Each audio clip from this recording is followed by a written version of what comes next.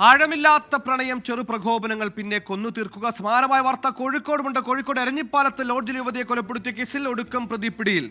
തൃശൂർ സ്വദേശി അബ്ദുൽ സനൂഫിനെയാണ് ചെന്നൈയിൽ നിന്ന് പോലീസ് കസ്റ്റഡിയിലെടുത്തത്.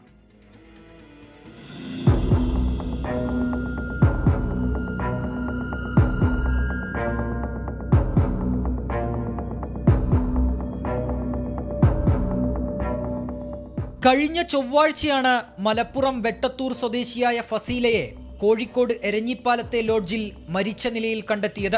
പോസ്റ്റ്മോർട്ടത്തിൽ മരണം കൊലപാതകമെന്ന് കണ്ടെത്തി. ലോഡ്ജിൽ ഒപ്പമുണ്ടായിരുന്ന സുഹൃത്ത് അബ്ദുൾ സനൂഫാണ് കൊലപാതകത്തിന് പിന്നിലെന്ന് വ്യക്തമായതോടെ പോലീസ് അന്വേഷണം ആരംഭിച്ചു. ഇയാൾ സഞ്ചരിച്ച കാർ പാലക്കാട് നിന്ന് കണ്ടെത്തി.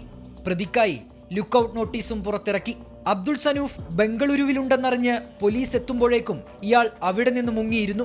തുടർന്ന് രഹസ്യവിവരം ലഭിച്ചതിന്റെ അടിസ്ഥാനത്തിൽ ചെന്നൈ ആവടിയിലെ ഫ്ളാറ്റിൽ വെച്ചാണ് പോലീസ് പ്രതിയെ പിടികൂടിയത്.